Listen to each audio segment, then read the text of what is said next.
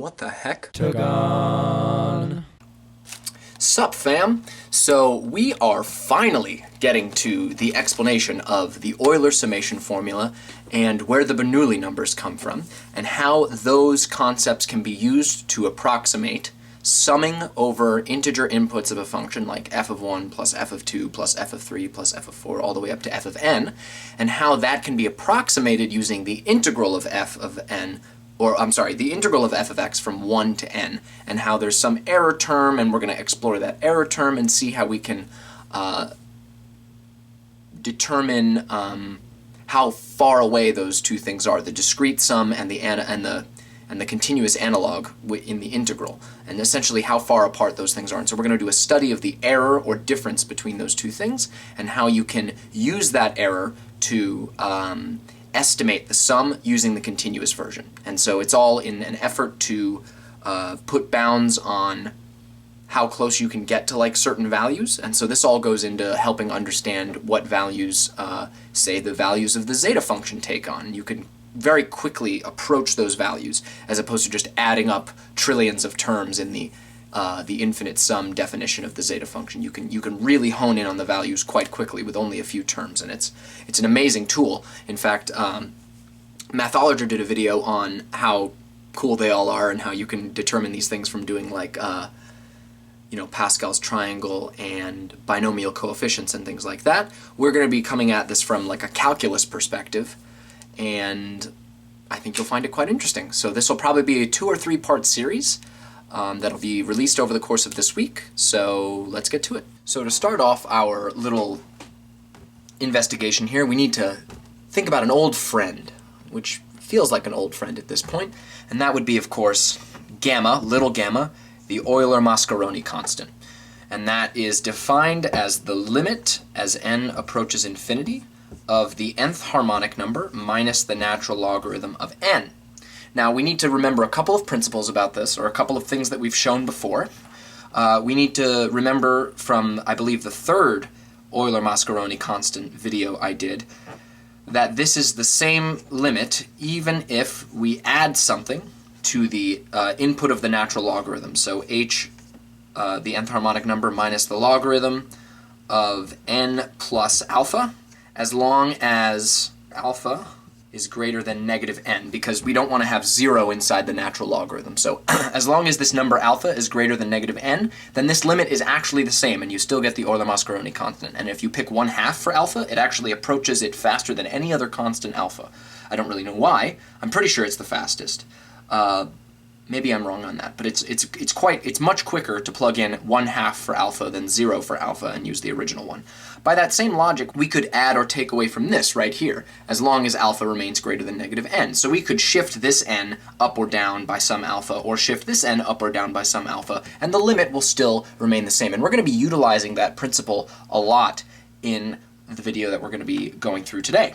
So keep this in mind. This is something that we're going to need, because it's going to come in handy and be a very convenient fact later in the video. What we want to do is actually consider this in the more explicit context, in that this is the limit as n approaches infinity of the sum from k equals 1 to n of 1 over k minus the integral from 1 to n of 1 over t dt. So we have the difference between the discrete and continuous sums over the function 1 over x from 1 to n. And essentially this difference approaches a finite value. And we know it to be about 0.577. It's probably irrational, no one really knows though. But what I want to do is I want to take a look at this from a geometric perspective. Let's draw ourselves the xy plane, only looking in the first quadrant. Give ourselves 1 over x, give ourselves a rectangle with width 1, and they just go, we just have however many rectangles we have, right? So this is 1, this is 2, this is 3, ... we have n plus 1. Now, we're actually going to have to utilize the principle that I just mentioned before right now, because what we want to think about is what these mean, what this thing means geometrically. So if we notice, since this is 1 over x, if we make it so that the rectangle's height is 1 over whatever x value is the leftmost point on the rectangle, we'll see what kind of rectangles we have. We have a 1 by 1 rectangle, a 1 by 1/2 rectangle, a 1 by 1/3 rectangle, all the way up to a 1 by 1 over n rectangle. So if we added up the areas of all these rectangles, we would have precisely the nth harmonic number. And we know that this diverges from various videos that I've done and from other proofs that other people have done.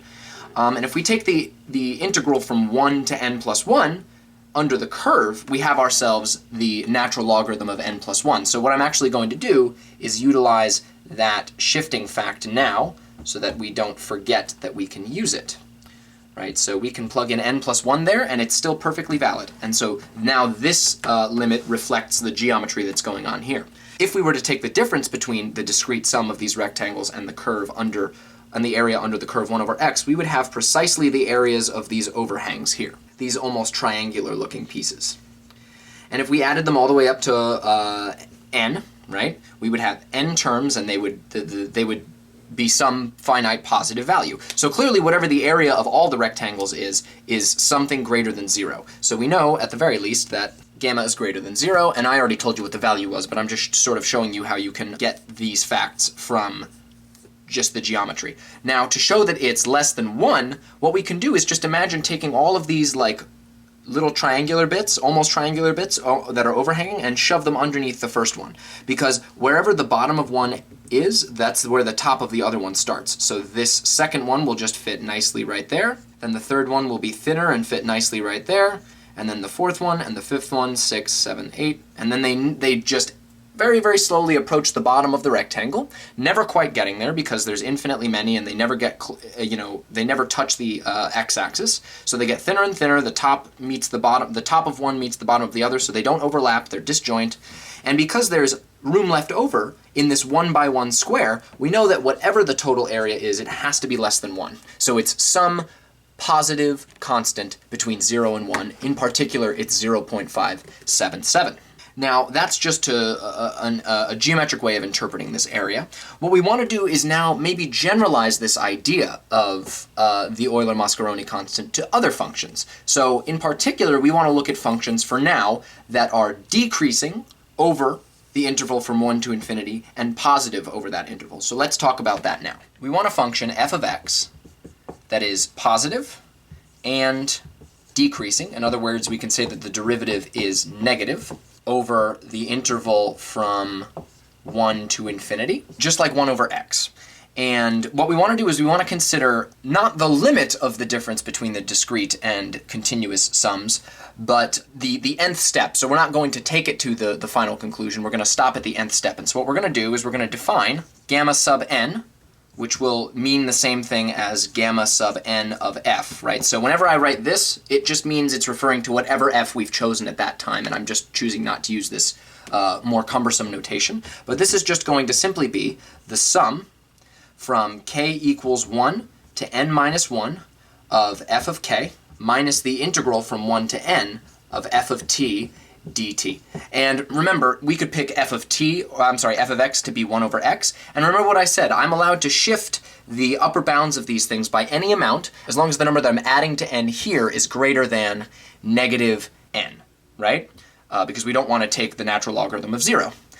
In other words, that would mean that the number that I'm subtracting from here would have to be greater than negative n. And because n is greater than 1, then that's perfectly fine. Because we're letting n go to infinity, so that's perfectly fine. It just can't be like n plus 1 or n plus 5 or anything like that. So this is a perfectly fine shift to do. The limit will still exist in the end. And so this is how we're going to define the nth step. Essentially what this is if we pick a specific function that's positive and decreasing over the interval from 1 to infinity and define the nth step like this, we can do some investigations of this. First of all, every step in this process is going to give us another one of those little overhangs that we got with 1 over x. So you can kind of picture that image when we're talking about this general function, because the same principle applies. And so because we're constantly adding these little positive areas that are getting smaller and smaller, it's quite clear that the n plus first step is going to be greater than the nth step. And because we're always adding positive areas, we know that they're all going to be greater than 0.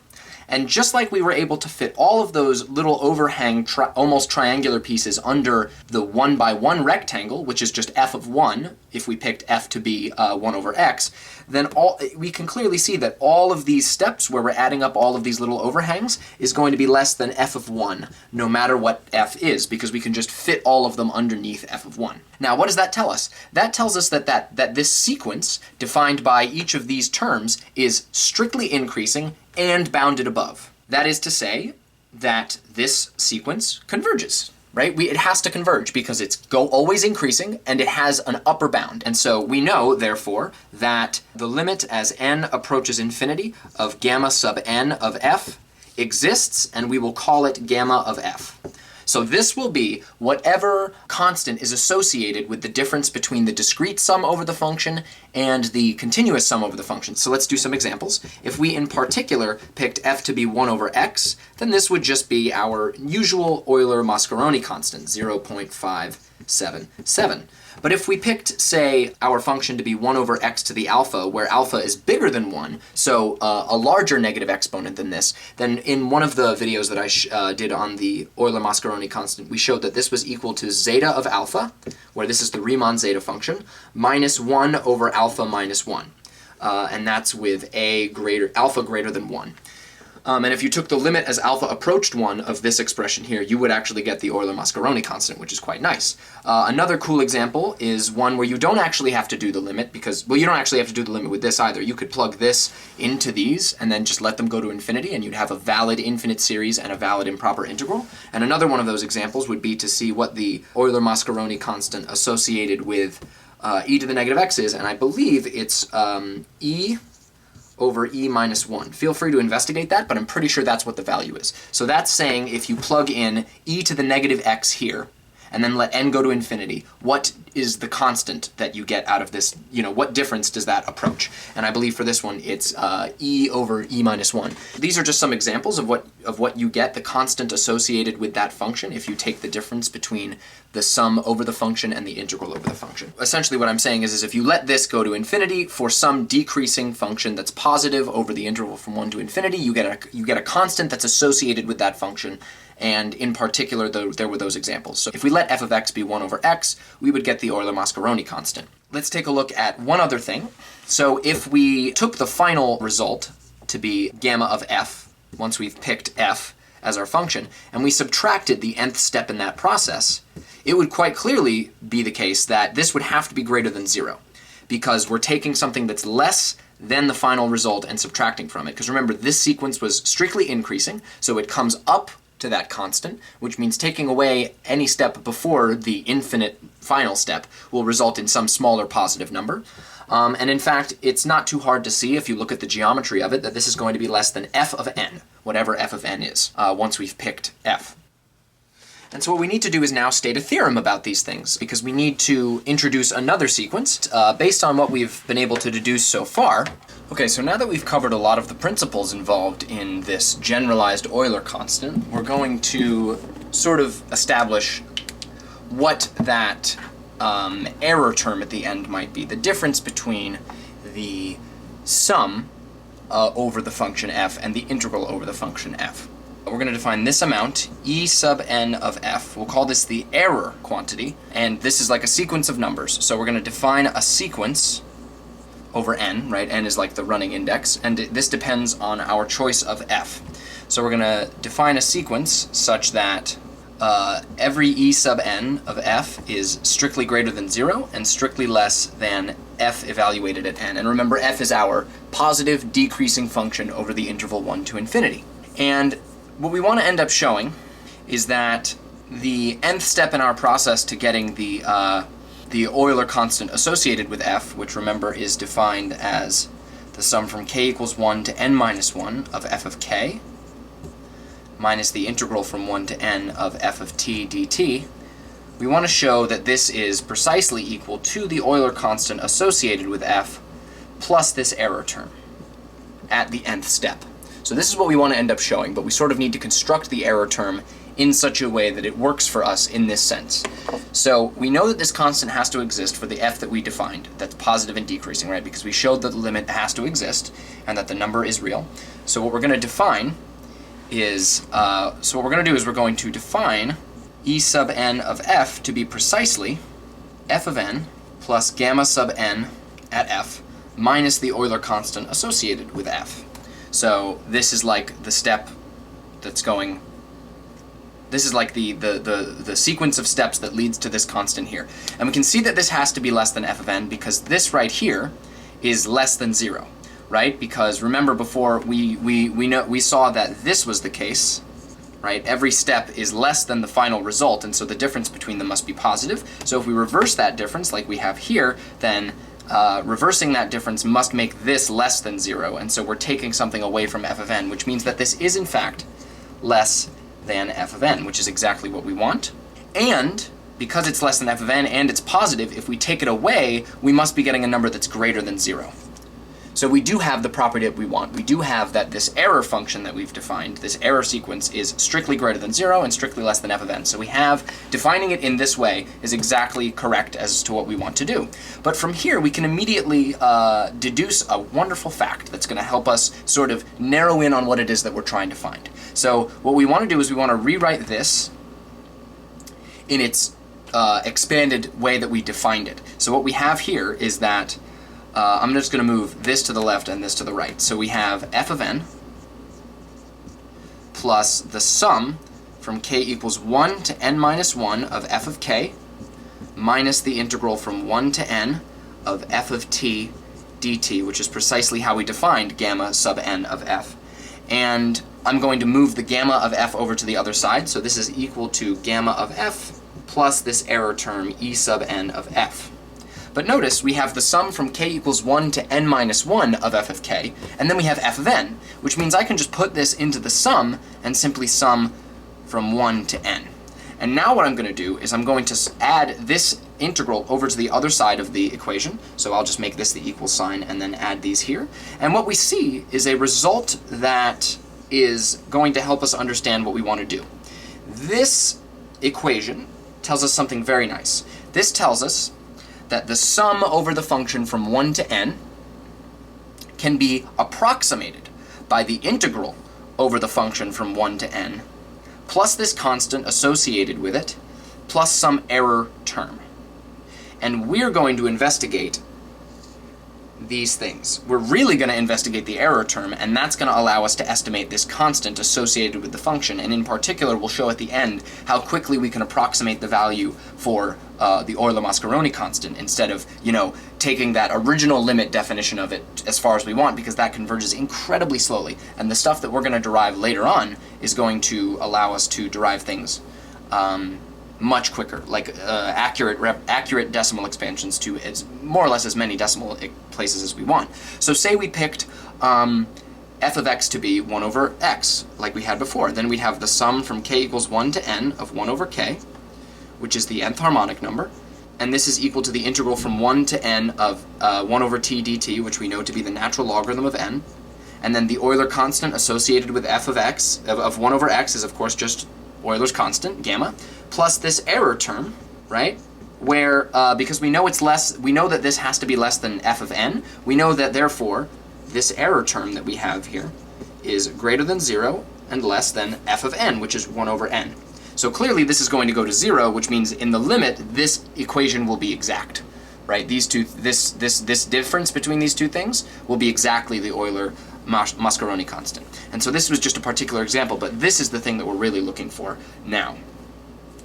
And this was the result of us investigating functions that, again, were positive and decreasing over the interval from 1 to infinity. So now what we're going to do, now that we've figured out that we have this error term tacked on here, is we're going to be even more general now. So what we need to do is sort of forego our previous assumptions about f of x, because we don't need them anymore. Now we don't need to talk about positive and decreasing functions. We just need much looser assumptions now. So what we're going to do is let f of x be such that the integral from 1 to n of f of t dt is defined for all n greater than or equal to 2, where n is a natural number or an integer, right? So all positive integers from 2, of course it's defined for 1 because the integral from 1 to 1 is 0. So we really only care about 2 and above. That's one assumption, and that the derivative of f of x is continuous over the interval from 1 to infinity.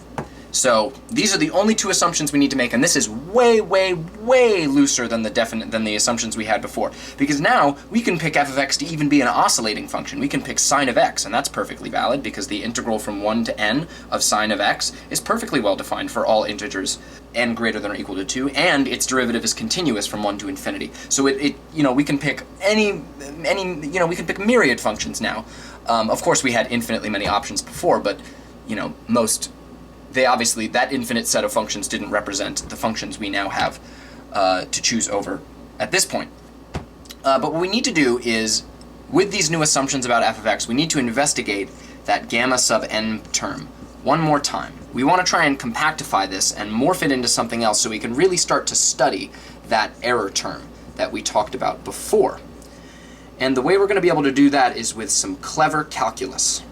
So we have to do some trickery. And I think this is my favorite part of the process because this is really just sort of a genius move. This is such a math move right here. Like, I wish I thought of this. I'm just presenting you what I read in the paper, but this is a pretty amazing little trick here. So we want to try and combine these two things together. How we're going to do that is we need to somehow generate an integral in here and a sum in here, such that the sums in both of them have the same indices, and the integrals in both of them have the same indices as well. So we have to be very clever. Step 1 is to recognize how we can write f of k as a definite integral. So f of k can be written as the integral from k to k plus 1 of f of k dx. And that may seem like a strange thing to say. You're sort of overcomplicating things, but regardless, let's just go with the flow. Let's see. So because k is a constant with respect to x, this is going to be equal to f of k times x evaluated at k and k plus 1. So doing the fundamental theorem of calculus, we have f of k times k plus 1 minus f of k times k.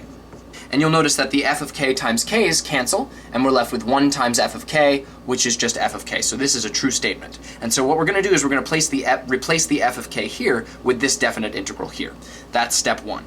The second step is to recognize that this integral can be written as a sum over integrals that are evaluated over integer intervals. So what I'm trying to say is that this 1 over n of f of t dt can be rewritten as the sum from k equals 1 to n minus 1 of the integral from k to k plus 1 of f of t dt.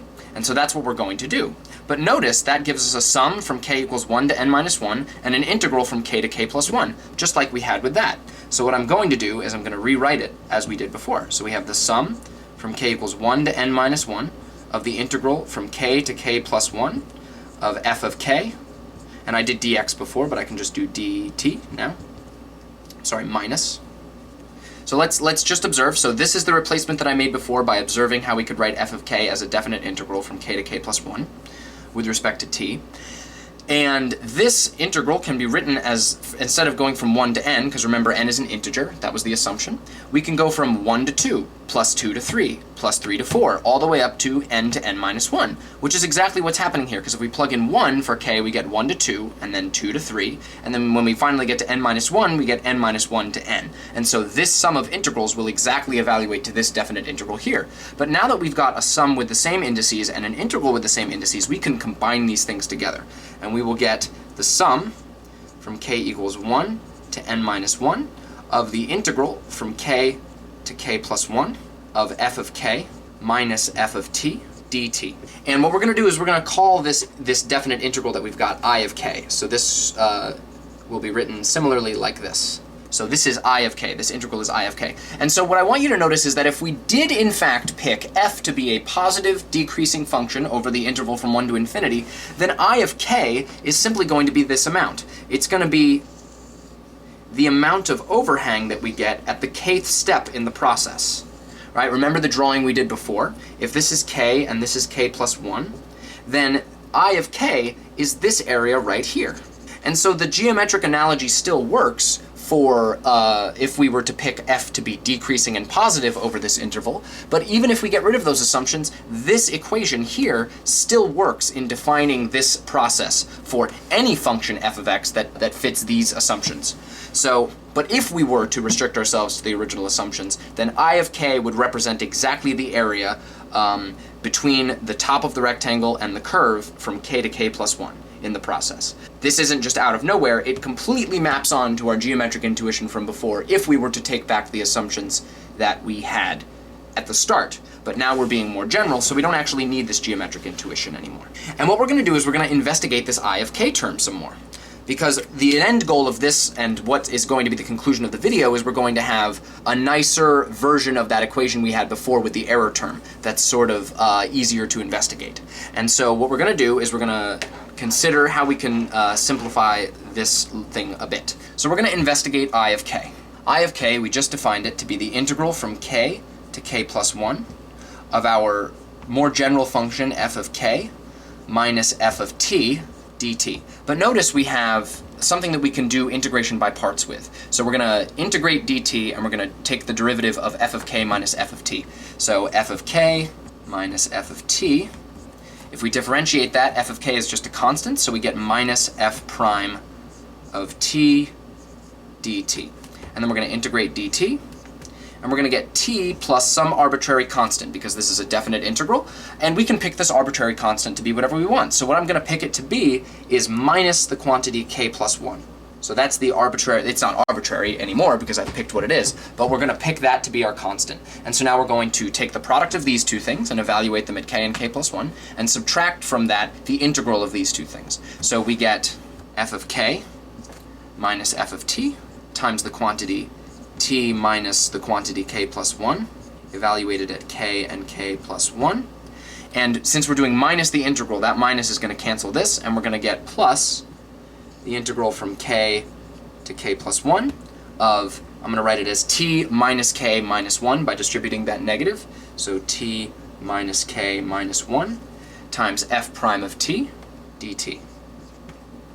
Now if we take a look at this, we see we're plugging in k plus 1 and k, but if we plug in k plus 1, we're going to get k plus 1 minus k plus 1, which is 0. And if we plug in k, we're going to get f of k minus f of k, which is again 0. So this whole thing evaluates to 0. I hope that's easy to see. And so we're just left with this interesting little definite integral here. This black marker is already running out of ink. So what we've shown is that our I of k is precisely equal to this new integral, the integral from k to k plus 1 of t minus k minus 1 times f prime of t dt. And what we're going to realize is that what we should recognize is that because this integral is being taken over k to k plus 1, the value k is actually the floor of t. We're bringing back the floor function. So I can replace k with the floor of t, because it's being, the integral is being taken from k to k plus 1. So t is only between these two integers, because k is an integer, right, in our sum.